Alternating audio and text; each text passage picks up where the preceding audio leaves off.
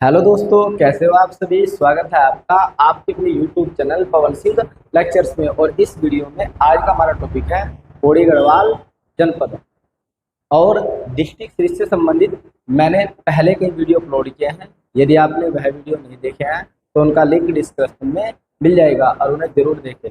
आइए शुरू करते हैं। आज का हमारा टॉपिक है पौड़ी गढ़वाल। यदि पौड़ी गढ़वाल की बात करते हैं तो इसकी स्थापना होती है, वो होती है 1840 में। 1840 में इसका गठन किया जाता है। और यदि हम इसके इतिहास की बात करते हैं, यदि हम इतिहास की बात करते हैं तो शुरुआत से ही ये परमार वंश या हम कह सकते हैं पंवार वंश के अधीन रहा। किसके अधीन रहा है क्षेत्र? पंवार वंश के अधीन रहा। और पंवार वंश का 37वां शासक था, इसका नाम था अजयपाल। ये पंवार वंश का सबसे शक्तिशाली शासक कौन होता? अजयपाल होता। पंवार वंश का सबसे शक्तिशाली शासक अजयपाल होता है। और ये क्या करता? 52 गढ़ों को क्या करता है? एक करता है। तो 52 गढ़ों को एक करने का श्रेय अजयपाल को जाता है। और शुरुआत में ये क्या करता? देवलगढ़, क्योंकि 52 गढ़ बताए थे, 52 गढ़ में से एक गढ़ था देवलगढ़। और ये देवलगढ़ को गढ़वाल की राजधानी बनाता। गढ़वाल की राजधानी। यदि आप लोगों से पूछ लिया कि गढ़वाल की प्रारंभिक राजधानी क्या थी, जो पंवार वंश की राजधानी थी, वो थी देवलगढ़। और कौन बनाता है? अजयपाल। फिर 1517 के आसपास जो अजयपाल होता है, ये देवलगढ़ से राजधानी श्रीनगर स्थापित करता है। कहाँ करता है? श्रीनगर लेकर जाता है। तो आप लोगों से पूछ लिया जाएगा कौन सा पंवार वंश का ऐसा शासक जो देवलगढ़ से राजधानी को श्रीनगर लेकर जाता है? तो कौन होता है? अजयपाल होता है। पहले स्थापना राजधानी क्या बनाता है? गढ़वाल की देवलगढ़। और फिर क्या बनाता है? श्रीनगर बना देता है। उसके बाद लगभग ये क्षेत्र 1804 तक जो पंवार वंश का शासक होता है, पंवार वंश, इसका नाम होता है प्रदुमन शाह।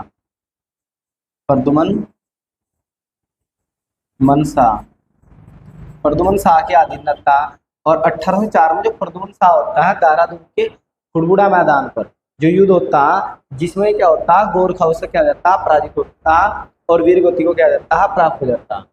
फिर 1804 से लेकर लगभग 1815 तक ये क्षेत्र गोरखाओं के अधीन रहता। फिर हम इतिहास की बात कर ले एक बार फिर से। 1804 में पंवार वंश का जो राजा होता प्रदुमन शाह यहाँ शासन करता, यानी कि 1804 तक इस पर पंवार वंश का क्या होता है? राज होता। उसके बाद में 1804 में 1815 तक जो गोरखा होते हैं, जो नेपाल से आते हैं, वे यहाँ क्या करते हैं? शासन करते हैं। और 1815 में गोरखाओं को जो पराजित करते हैं वे करते हैं अंग्रेज इन्हें पराजित करते हैं। और 1815 से लेकर लगभग आजादी तक यहाँ पर क्या रहता? अंग्रेजों का ही शासन रहता। इसका शासन रहता, अंग्रेजों का यहाँ पे शासन रहता। कौन शासन करते हैं? यहाँ पर अंग्रेज शासन करते हैं। और 1816 में संगोली की संधि होती है। क्या होती है? संगोली की संधि। आप लोगों से पूछ लिया जाएगी संगोली की संधि कब होती है? होती है 1816 में संगोली की संधि होती है। ये होती है आप लोगों की अंग्रेजों के और गोरखाओं के मध्य, अंग्रेजों और गोरखाओं के मध्य संधि होती है। पौड़ी जनपद, यदि हम पौड़ी जनपद के गठन की बात करते हैं तो 1840 में होता है। 1840 ईस्वी में मैंने बताया कि 1815 के बाद में, 1815 के बाद किसका शासन आता है? यहाँ पे ब्रिटिशों का, यानी कि अंग्रेजों का शासन आता है। और जब 1840 में जो ब्रिटिश होते हैं, ये क्या करते हैं? गढ़वाल की राजधानी श्रीनगर से, क्योंकि जो श्रीनगर थी किसने बनाई थी? अजयपाल ने बनाई थी। अजयपाल ने श्रीनगर बना रखी थी, लेकिन श्रीनगर से कहाँ लेके जाते हैं? पौड़ी। यदि आपसे पूछ लिया कि श्रीनगर से पौड़ी राजधानी किसने स्थानांतरित की है, तो ब्रिटिश ने की है। किसने किया? ब्रिटिशों ने श्रीनगर से पौड़ी लेके जाते हैं। कब लेके जाते हैं? 1840।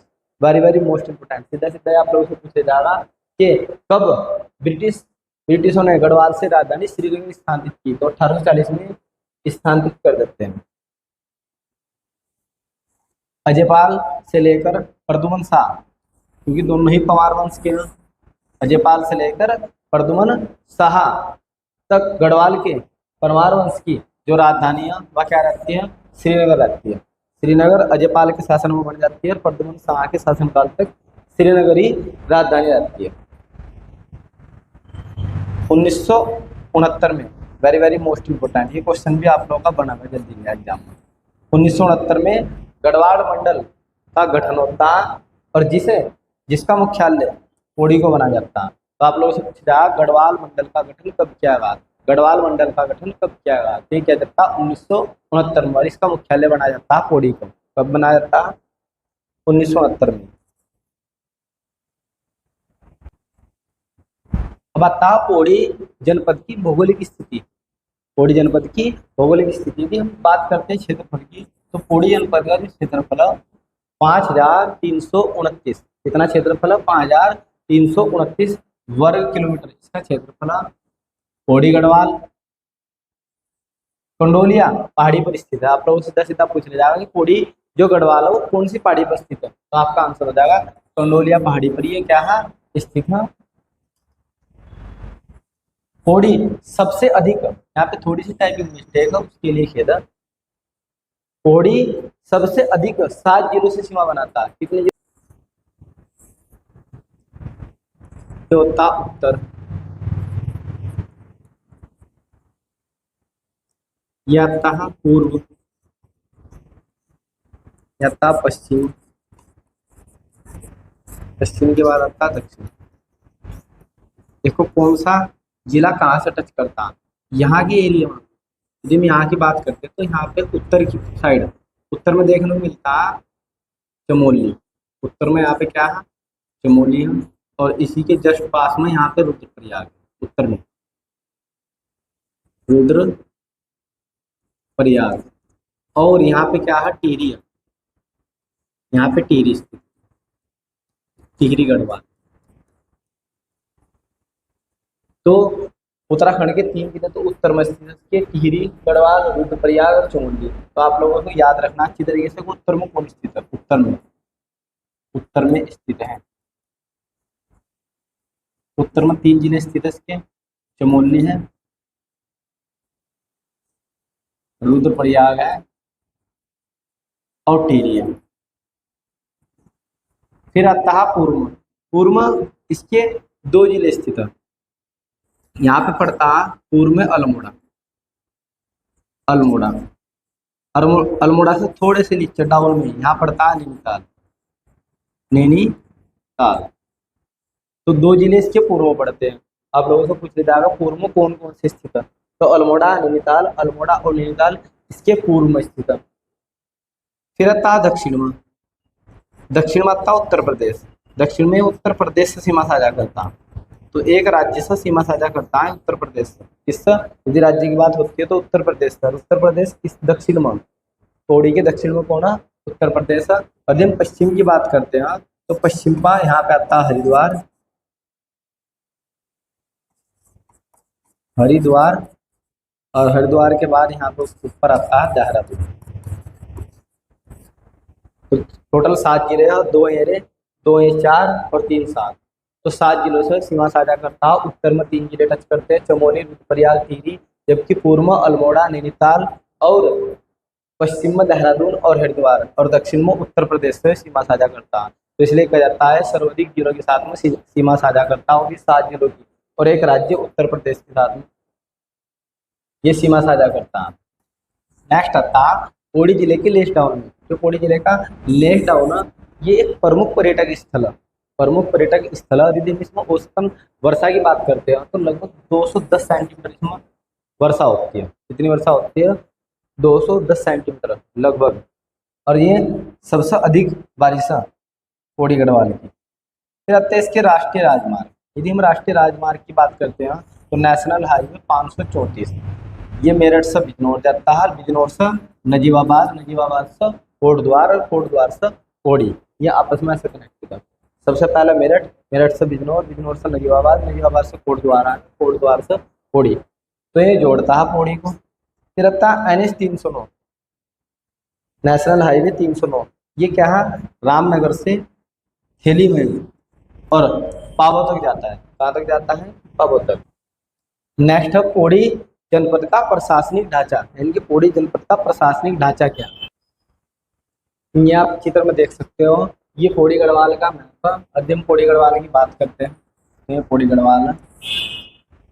पौड़ी गढ़वाल के यदि हम उत्तर की बात करते हैं तो उत्तर में चमोली, ये रहा चमोली। फिर उत्तर में रुद्रप्रयाग, और रुद्रप्रयाग से फिर आता है टिहरी। तो ये देखो उत्तर में स्थित है। फिर आता है पूर्व, पूर्व में कौन है, अल्मोड़ा है यहाँ पे, और यहाँ पे क्या है, नैनीताल है। जबकि इसके बिल्कुल दक्षिण में, दक्षिण छोर पर कौन है, उत्तर प्रदेश से सटा हुआ है। और पश्चिम में हरिद्वार और देहरादून, पश्चिम में हरिद्वार और देहरादून स्थित हैं।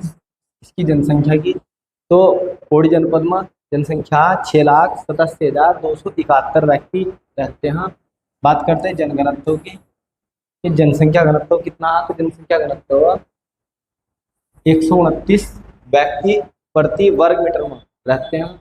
लिंग अनुपात की बात करते हैं, लिंग अनुपात है 1103। तो इसका लिंग अनुपात वेरी वेरी मोस्ट इंपोर्टेंट, यहाँ से लिंग अनुपात पूछ लिया जाएगा, क्योंकि जो उत्तराखंड का औसत लिंग अनुपात है उससे अधिक लिंग अनुपात है पौड़ी का। फिर आते हैं कुल साक्षरता दर। यदि कुल साक्षरता दर की बात करते हैं तो साक्षरता दर 82.02%, 02% इसकी कुल साक्षरता दर है। यदि हम पुरुष साक्षरता की बात करते हैं तो पुरुष साक्षरता में 92.71% इसकी पुरुष साक्षरता है। महिला साक्षरता, यदि महिला साक्षरता की बात करते हैं तो 72.6%, 72.6% इसकी महिला साक्षरता दर है। फिर आता ग्रामीण आबादी। यदि हम ग्रामीण आबादी की बात करते हैं तो वो 83.6% इसमें ग्रामीण व्यक्ति रहते हैं, यानी ग्रामीण आबादी सर्वाधिक है इसमें। फिर आता दशकीय वृद्धि दर। दशकीय वृद्धि दर वेरी वेरी मोस्ट इंपोर्टेंट है, यहाँ से आप लोगों से दशकीय वृद्धि दर पूछ ली जाएगी, क्योंकि जो दशकीय वृद्धि दर है इसकी ऋणात्मक है। क्या है, ऋणात्मक दशकीय वृद्धि दर, इसकी -1.41% इसमें दशकीय वृद्धि दर, यानी कि ऋणात्मक दशकीय वृद्धि दर। दो ही जिले ऐसे हैं, एक है अल्मोड़ा, अल्मोड़ा की जो दशकीय वृद्धि दर -1.28%, और इसकी कितनी है, -1.41%। तो आप लोग सीधा सीधा यहाँ से क्वेश्चन बनाना कि उत्तराखंड का ऐसा कौन सा जिला जिसकी दशकीय वृद्धि दर ऋणात्मक रही है। तो आप लोगों को दोनों भी ऑप्शन मिल सकते हैं, अल्मोड़ा और पौड़ी गढ़वाल, इनकी दोनों की ऋणात्मक रही है। फिर आता विधानसभा क्षेत्र। यदि विधानसभा क्षेत्र की बात करते हैं तो उसमें 6 विधानसभा क्षेत्र है, जिसमें से एक जो पौड़ी है, पौड़ी है ये SC के लिए आरक्षित। तो आप लोग सीधा सीधा पूछ ले जाएगा कि कौन सी विधानसभा SC के लिए आरक्षित है, तो पौड़ी SC के लिए क्या है, आरक्षित है। यदि विकास खंड की बात करते हैं कितने ब्लॉक है, तो इसके अंदर 15 ब्लॉक। तहसीलों की यदि हम बात करते हैं तो 12 तहसीलें। कितनी तहसीलें हैं, 12 तहसीलें। नेक्स्ट आता कोटद्वार। कोटद्वार में नगर पालिका की स्थापना 1951 में की जाती है। कब की जाती है, 1951 में की जाती है। नेक्स्ट हमारा टॉपिक है पौड़ी जनपद के प्रमुख पर्यटक स्थल। यदि प्रमुख पर्यटक स्थलों की बात करते हैं सबसे पहला आता है कोटद्वार, और कोटद्वार सबसे ज्यादा प्रसिद्ध है। यहाँ पे सिद्ध बलि मंदिर है। कोटद्वार में क्या है, सिद्ध बलि मंदिर है, जो भगवान हनुमान जी को क्या है, समर्पित है। सिद्ध बलि नामी बलि है, तो सिद्ध बलि भगवान हनुमान जी को क्या है, समर्पित है। और इसी के लिए सबसे ज्यादा कोटद्वार प्रमुख है। लोग बाग कोटद्वार में सिद्ध बलि मंदिर में घूमने के लिए बहुत आते हैं। और कोटद्वार को गढ़वाल का प्रवेश द्वार कहते हैं। यदि आपसे पूछ लिया जाए गढ़वाल का प्रवेश द्वार किसे कहा जाता है, तो कोटद्वार को कहा जाता है। कोटद्वार मुख्यतः खो नदी पर, इस पर खो नदी पर स्थित। आप लोगों से सीधा सीधा पूछ लिया कोटद्वार स्थित है तो कहाँ, कौन सी नदी पर, खो नदी पर स्थित है। कोटद्वार का जो पुराना नाम है वो मोरध्वज। कोटद्वार का पुराना नाम मोरध्वज है। कोटद्वार को 1901 में नगर का यानी कि शहर का सा दर्जा दिया जाता है। तो आप लोग सीधा पूछ लीजिए कोटद्वार को नगर का दर्जा कब दिया गया, 1901 में। नगर का दर्जा कब मिला, 1901 में, और नगर पालिका की स्थापना कब होती है? 1951 में। और नगर निगम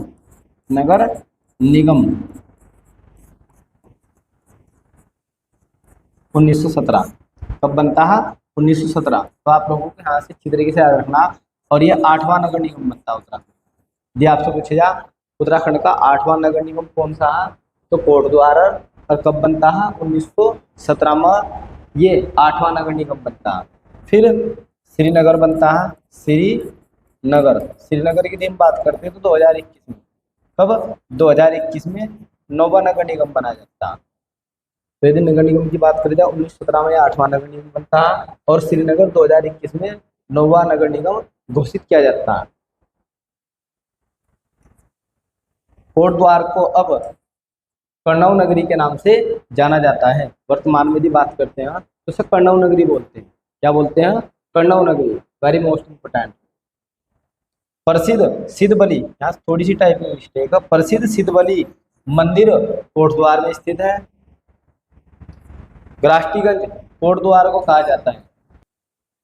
नेक्स्ट आता है कण्व आश्रम। यदि कण्व आश्रम की बात करते हैं तो हेमकूट व मणिकूट पर्वतों के मध्य स्थित है। आप लोगों को सीधा सीधा पूछ ले जाएगा कि कौन सा ऐसा पर्यटक स्थल है जो हेमकूट व मणिकूट पर्वतों के मध्य बसा हुआ है? तो आपका आंसर हो जाएगा कण्व आश्रम। और फिर दूसरा फैक्ट है, ये पूछ जाएगा कण्व आश्रम किस नदी के तट पर? तो ये आप लोग का मालिनी नदी, हेमा मालिनी नदी के तट पर ये बसा हुआ है। कण्व आश्रम में महाकवि कालिदास ने अभिज्ञान शकुंतलम की रचना की है। आप लोग सीधा सीधा पूछ ले जाएगा किस स्थान पर अभिज्ञान शकुंतलम की रचना की गई है? तो कण्व आश्रम में किसने की है? कालिदास ने। और जो कण्व आश्रम है ये दुष्यंत प्लस शकुंतला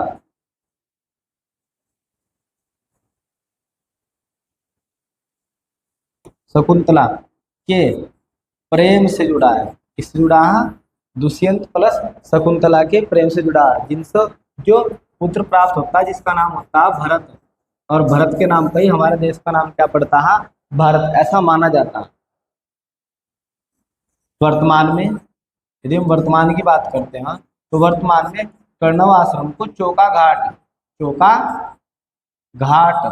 के नाम से जाना जाता है। तो याद रखना कण्व आश्रम को वर्तमान में किस नाम से जाना जा रहा है? चोका घाट के नाम से जाना जाता है। नेक्स्ट हमारा देवलगढ़। क्या था? देवलगढ़, जिसे सबसे पहला गढ़वाल की राजधानी बनाया जाता है। और जो देवलगढ़ इसकी जो स्थापना कांगड़ा के राजकुमार होते हैं देवल, उन्होंने सब बसाया था। और अजय पाल ने श्रीनगर से पहले देवलगढ़ को पंवार वंश की राजधानी बनाया था। और देवलगढ़ में राजराजेश्वरी मंदिर स्थापित है। Very very most important. पूरे देवलगढ़ में सबसे जो मुख्य पॉइंट है वो राजराजेश्वरी मंदिर। आप लोगों से सीधा पूछ लिया जाएगा राजराजेश्वरी मंदिर स्थित है, तो आपका आंसर होगा पौड़ी। यदि आपको पौड़ी नहीं मिलता तो आपका आंसर हो जाएगा देवलगढ़। तो ये पौड़ी के देवलगढ़ में स्थित है राजराजेश्वरी मंदिर, क्योंकि ये पंवार वंश की कुल देवी थी। यदि आप लोगों से पूछ ले जा पंवार वंश की कुल देवी कौन थी, तो राजराजेश्वरी जो थी ना, वे पंवार वंश की कुल देवी थी, इसलिए मंदिर बहुत ज्यादा प्रमुख है। नेक्स्ट आता है श्रीनगर की बात करते हैं तो 1517 ईस्वी में अजय पाल ने श्रीनगर को गढ़वाल की क्या बनाई थी? राजधानी। एक बार फिर से 1517 ईस्वी में अजय पाल ने श्रीनगर को गढ़वाल की राजधानी बनाई थी। और अजय पाल से लेकर 1804 प्रद्युम्न शाह तक ये पंवार वंश का क्या रहता है? यहाँ से शासन रहता है, क्योंकि अजय पाल भी यही शासन करते हैं और 1804 में प्रद्युम्न शाह भी यही क्या करते हैं? शासन करते हैं। इसके बाद जो यहाँ पे शासन होता है गोरखाओं का होता है, और गोरखाओं के बाद यहाँ पे ब्रिटिश सरकार शासन करती है 1804 से 1815 तक। यहाँ गोरखाओं का शासन होता है। श्याम शाह ने राजधानी श्रीनगर में श्यामशाही बागानी का निर्माण करवाया। आप लोगों से पूछ ले जाएगा कि श्यामशाही बागानी का निर्माण किसने किया है? श्यामशाही बागानी का निर्माण किसने किया? श्याम शाह ने। शामशाही आप लोग याद रखना, शामशाह ने इसका निर्माण किया। ये पूछ ले जाएगा कहाँ निर्माण किया था, श्रीनगर में। कहाँ निर्माण किया गया था, श्रीनगर में। नेक्स्ट हमारा 1625 ईस्वी में महिपति शाह ने शामशाह के शासनकाल में श्रीनगर में, कहाँ पर, श्रीनगर में, गढ़वाल में, श्रीनगर गढ़वाल में केशवराय मठ मंदिर का क्या करा, निर्माण। वेरी वेरी मोस्ट इंपोर्टेंट, यहाँ से क्वेश्चन कई बार एग्जाम से बन भी चुका है और आगामी परीक्षाओं में भी आप लोगों को देखने को मिलेगा। यहाँ से 2 क्वेश्चन सबसे ज्यादा बनते हैं। ये पूछा जाएगा आप लोग का केशवराय मठ मंदिर, केशवराय मठ मंदिर का निर्माण किसने किया। यदि पूछा जाए मंदिर का निर्माण किसने किया, मंदिर का निर्माण किसने किया, तो आपका आंसर हो जाएगा महिपति शाह, महिपति शाह। यदि पूछा जाए कि मंदिर का निर्माण किसके शासनकाल में होता, एक शब्द जोड़ दिया, किसके शासनकाल में। यदि आपको पूछ लिया कि मंदिर का निर्माण किसके शासनकाल में किया गया, तो आपका आंसर हो जाएगा शामशाह, शामशाह। तो यहाँ से यही क्वेश्चन बनते हैं बार बार कि केशवराय मठ मंदिर का निर्माण किसने किया, तो महिपति शाह। यदि पूछा जाए किसके शासनकाल में किया, यदि शासनकाल जोड़ दिया तो शामशाह के शासनकाल में, क्योंकि जो महिपति शाह होता वो शामशाह का चाचा होता और ये महिपति शाह ही केशवराय मठ मंदिर का निर्माण करता है, लेकिन शासनकाल किसका चलता है, शामशाह के शासनकाल में ही करता 1625 में। यहाँ से क्वेश्चन बना ही बनेगा आप लोगों को। 1839 में कुमाऊं कमिश्नरी में कुमाऊं कमिश्नरी से पृथक गढ़वाल जनपद का क्या किया जाता है, गठन किया जाता है। किसका, गढ़वाल जनपद का गठन किया जाता है। श्रीनगर को गढ़वाल का मुख्यालय बनाया जाता है, श्रीनगर को गढ़वाल का क्या बनाया जाता है, मुख्यालय बनाया जाता है। 1840 में ब्रिटिश गढ़वाल का मुख्यालय श्रीनगर से पौड़ी गढ़वाल स्थानांतरित कर दिया जाता है। मैंने आप लोगों को स्टार्टिंग में ये पॉइंट लिखवा था और ये पॉइंट बहुत ज्यादा मुख्य है, आप लोगों को सीधा सीधा पूछा जाएगा श्रीनगर से पौड़ी गढ़वाल मुख्यालय कब स्थापित किया गया, तो आपका आंसर हो जाएगा 1840 में। 1973 में गढ़वाल विश्वविद्यालय क्या की जाती है, स्थापना। आप लोगों से पूछा जाएगा कि गढ़वाल विश्वविद्यालय की स्थापना कब की गई, तो आपका आंसर हो जाएगा 1973 में गढ़वाल विश्वविद्यालय की स्थापना की जाती है। जबकि 1989 ईस्वी में गढ़वाल विश्वविद्यालय का नाम बदलकर हेमवती नंदन बहुगुणा विश्वविद्यालय कर दिया जाता है। तो आप लोग सीधा सीधा पूछा जाएगा HNBU जो HNBU आप लोगों का जो इसका स्थापना होती है 1973 में होती है और नाम कब रखा जाता है, 1989 में नाम पड़ता है। कब पड़ता है, 1989 में, हेमवती नंदन बहुगुणा यूनिवर्सिटी। श्रीनगर में मौलाराम चित्र संग्रहालय स्थित है। आप लोगों से पूछ ले जाएगा मौलाराम चित्र संग्रहालय कहाँ पर स्थित है, तो आपका आंसर हो जाएगा श्रीनगर। फिर आता उच्च स्थलीय, वेरी वेरी मोस्ट इंपोर्टेंट, ये भी क्वेश्चन बहुत बनता है। उच्च स्थलीय पौध शोध संस्थान कहाँ पर स्थित है, तो आपका आंसर हो जाएगा श्रीनगर में स्थित है। कहाँ पर स्थित है, श्रीनगर में स्थित है। 31 दिसंबर 2021 को जो श्रीनगर होता है इस नौवां नगर निगम घोषित किया जाता है। तो यदि आपसे पूछता है कि नौवां नगर निगम कौन बना, तो श्रीनगर बना। कब बना, 31 दिसंबर 2021 को नौवां नगर निगम बनाया जाता है। नेक्स्ट पर्यटक स्थल इसका लेह टाउन। यदि हम लेह टाउन की बात करते हैं तो लेह टाउन का पुराना नाम कालो डांडा, क्या था इसका पूरा नाम, कालो डांडा है। और 4 नवंबर 1987 को ब्रिटिश सरकार ने लेह टाउन में छावनी स्थापित की। यदि आप लोगों से पूछ ले जाए कि ब्रिटिश सरकार ने लेह टाउन में छावनी कब स्थापित की, तो आपका आंसर हो जाएगा 1987। लेह टाउन में गढ़वाल रेजिमेंट का मुख्यालय स्थित है। वेरी वेरी मोस्ट इंपोर्टेंट, ये आप लोगों का क्वेश्चन बहुत पूछा जाता है कि गढ़वाल रेजिमेंट का मुख्यालय कहाँ पर स्थित है, गढ़वाल रेजिमेंट का मुख्यालय कहाँ पर स्थित है, तो ये है पौड़ी गढ़वाल के लेह टाउन में। Tiff and top Leh town में स्थित है। आप लोगों से पूछा जाएगा टिफ एंड टॉप कहाँ पर स्थित है, तो आपका आंसर हो जाएगा लेह टाउन में स्थित है। फिर बात करते हैं हम पौड़ी गढ़वाल के प्रमुख मंदिर। यदि प्रमुख मंदिर की बात करते हैं तो सबसे पहला आता है राजराजेश्वरी मंदिर। कौन सा आता है? राजराजेश्वरी मंदिर। ये कहाँ पे स्थित है? देवालगढ़ में मंदिर स्थित है। और जो राजराजेश्वरी मंदिर है ये गढ़वाल के पंवार वंश की कुल देवी थी। कौन थी? पंवार वंश की कुल देवी थी। तो यदि आपसे पूछा जाए कि पंवार वंश की कुल देवी कौन थी तो राजराजेश्वरी।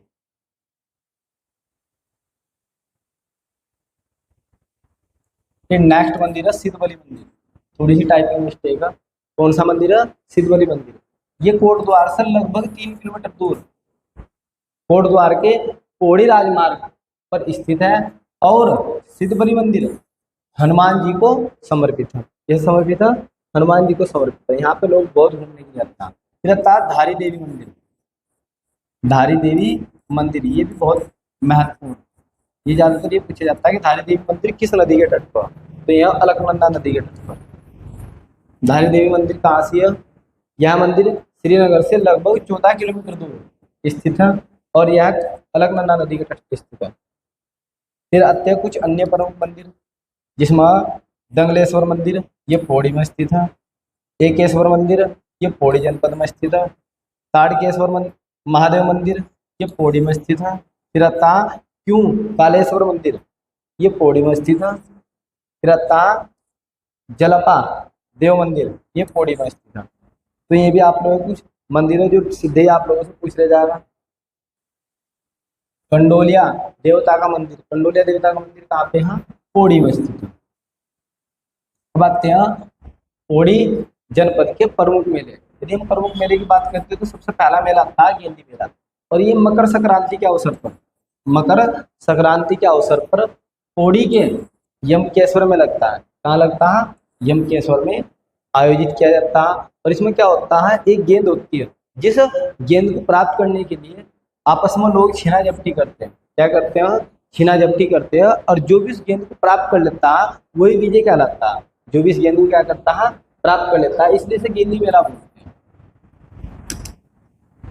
फिर आता बैकुंठ चतुर्दशी मेला। बैकुंठ चतुर्दशी मेला यह मेला पौड़ी के श्रीनगर में कमलेश्वर मंदिर में आयोजित किया जाता है। इसमें कमलेश्वर मंदिर जो व्यक्ति होते हैं वे कमलेश्वर मंदिर में जो दंपत्ति होते हैं यानी कि जिनका पुत्र नहीं होते, बच्चे नहीं होते हैं, वे व्यक्ति रात भर हाथ में दिया लेकर संतान प्राप्ति हेतु पूजा अर्चना करते हैं। तो यदि पूछ ले जाएगा संतान प्राप्ति हेतु किस मंदिर में पूजा की जाती है तो किसमें की जाती है? कमलेश्वर मंदिर में की जाती है पूजा। और ऐसा माना जाता है कि इस मंदिर में भगवान श्री राम ने रावण को मारने के बाद पूजा की थी। क्या की थी? यहाँ पर पूजा की थी। नेक्स्ट आता सिद्धबली मेला। तो ये कहाँ लगता है? जो सिद्धबली मंदिर है उसी में लगता है खो नदी के तट पर। इसके खो नदी के तट पर ये मेला आयोजित किया जाता है। कुछ अन्य प्रमुख मेले हैं ये भी आप लोगों से पूछ ले जाओगे। मनसार मेला ये भी पौड़ी में लगता है। फिर आता है दनगल मेला ये भी पौड़ी में लगता है। बुखाल मेला ये भी पौड़ी में लगता है। नीलकंठ मेला ये भी पौड़ी में लगता है। ज्वालपा धाम मेला ये भी पौड़ी में लगता है। और क्यों कालेश्वर मेला ये भी पौड़ी में लगता है। और एकेश्वर मेला ये भी कहाँ लगता है?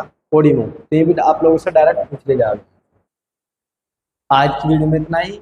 यदि आपको हमारी यह वीडियो पसंद आई हो तो आप हमारे YouTube channel Pawan Singh lectures को जरूर सब्सक्राइब करें, लाइक करें, कमेंट करें और शेयर करें। Thanks for watching this video.